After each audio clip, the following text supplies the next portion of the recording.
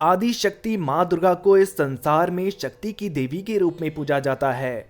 माँ ने कई बार पापियों के नाश के लिए इस धरती पर अलग अलग रूप में अवतार लिया है और कई राक्षसी शक्तियों से हमारी रक्षा की है। दोस्तों, आज हम इस वीडियो में हिंदू पौराणिक इतिहास की 3 महान देवियों की जीवन गाथा सुनेंगे और ये समझने का प्रयास करेंगे कि कौन अधिक शक्तिशाली था। हमारे वेदों, पुराणों, उपनिषदों, महाभारत, रामायण आदि ग्रंथों की कुछ अनसुनी अनकही कहानियों के लिए सब्सक्राइब करें काल चक्र और बेल आइकन को बजाना ना भूलें। बात उस समय की है जब महिषासुर ने अमर होने की इच्छा से ब्रह्मा जी को प्रसन्न करने के लिए कठिन तपस्या की। ब्रह्मा जी उसके तप से प्रसन्न हुए। ब्रह्मा जी ने प्रकट होकर महिषासुर से कहा, मांगो, जो वर मांगना चाहते हो मांगो, मैं तुम्हारी हर मनोकामना पूर्ण करूंगा। महिषासुर ने उनसे अमर होने का वर मांगा। ब्रह्मा जी ने कहा, जन्मे हुए जीव का मरना तो तय है, इसलिए अमरता जैसी कोई बात अस्तित्व ही नहीं रखती। ब्रह्मा जी की बात सुनकर महिषासुर ने कहा, ठीक है, अगर मृत्यु होना तय है तो मुझे ऐसा वरदान दो कि मेरी मृत्यु किसी स्त्री के हाथों हो। कोई दैत्य, मानव या देवता कोई भी मेरा वध न कर सके। ब्रह्मा जी ने तथास्तु कहा और अंतर ध्यान हो गए। दोस्तों, ब्रह्मा जी से यह वरदान प्राप्त करते ही महिषासुर का अहंकार अपने चरम पर पहुंच गया।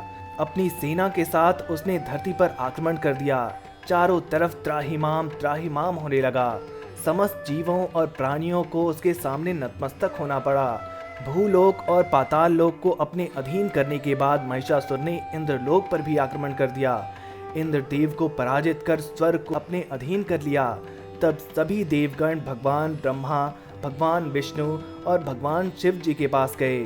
भगवान विष्णु ने कहा, हम सबको मिलकर देवी शक्ति का आह्वान करना चाहिए। तब सभी देवताओं ने मिलकर देवी दुर्गा को सहायता के लिए पुकारा और फिर सभी देवताओं के शरीर से निकले तेज से मां चंडिका का जन्म हुआ। इसके बाद सभी देवताओं ने उन्हें अपने अस्त्र शस्त्र दिए। भगवान शिव ने देवी को त्रिशूल दिया, भगवान विष्णु ने देवी को चक्र दिया।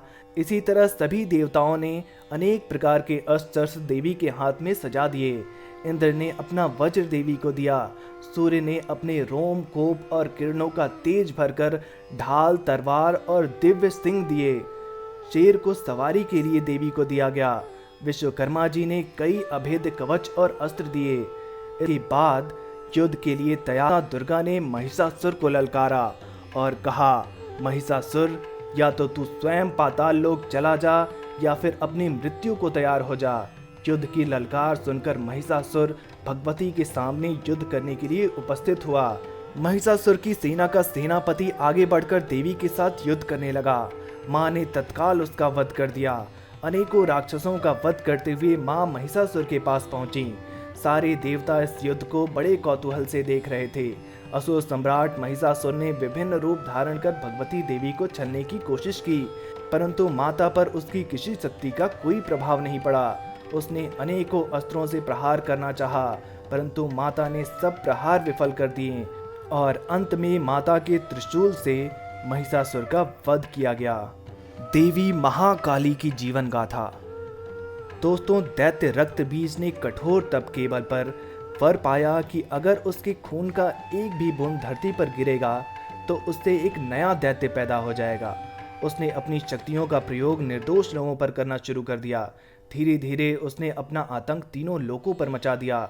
देवताओं ने उसे युद्ध के लिए ललकारा। भयंकर युद्ध का आगाज हुआ। देवता अपनी पूरी शक्ति लगाकर रक्तबीज का नाश करने के लिए तत्पर थे, मगर जैसे ही उसके शरीर से एक भी बूंद धरती पर गिरता, उससे एक अन्य दैत्य पैदा हो जाता। सभी देवता मिलकर महाकाली की शरण में गए। महाकाली असल में सुंदरी रूप भगवती दुर्गा का काल और डरावना रूप है, जिनकी उत्पत्ति राक्षसों को मारने के लिए हुई थी। महाकाली ने देवताओं की रक्षा के लिए विकराल रूप धारण किया और युद्ध भूमि में प्रवेश किया। महाकाली की प्रतिमा देखें तो देखा जा सकता है कि वह कितना विकराल है।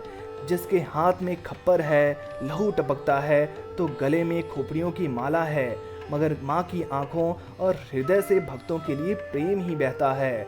महाकाली ने राक्षसों का वध करना आरंभ किया, लेकिन रक्त बीज के खून का एक भी बूंद धरती पर गिरता तो उससे अनेकों दैत्यों का जन्म हो जाता। जिससे युद्ध भूमि में दैत्यों की संख्या बढ़ने लगी। तब माँ ने अपनी जिह्वा का विस्तार किया। दानवों का एक भी बूंद खून धरती पर गिरने के बजाय उनकी जिह्वा पर गिरने लगा। वह लाशों के ढेर लगाती गई और उनका खून पीने लगी। इस तरह महाकाली ने रक्त बीज का वध किया। माँ पार्वती की जीवन गाथा। माता पार्वती भगवान शिव की दूसरी पत्नी थी, जो पूर्व जन्म में सती थीं। देवी पार्वती के पिता का नाम हेमवान और माता का नाम मैनावती था। माता पार्वती को ही गौरी, महागौरी, पहाड़ों वाली और शेरा वाली के नाम से जाना जाता है। माता पार्वती को भी दुर्गा स्वरूप ही माना जाता है, लेकिन वो दुर्गा नहीं है। इन्हीं माता पार्वती के दो पुत्र प्रमुख रूप से माने गए हैं, श्री गणेश और कार्तिकेय। माँ दुर्गा, महाकाली, माँ पार्वती, इन तीनों में सबसे शक्तिशाली देवी कौन है, इस पर आप अपने विचार हमें कमेंट बॉक्स में जरूर बताएं। वीडियो पसंद आई है तो वीडियो को लाइक और शेयर जरूर करें। धन्यवाद।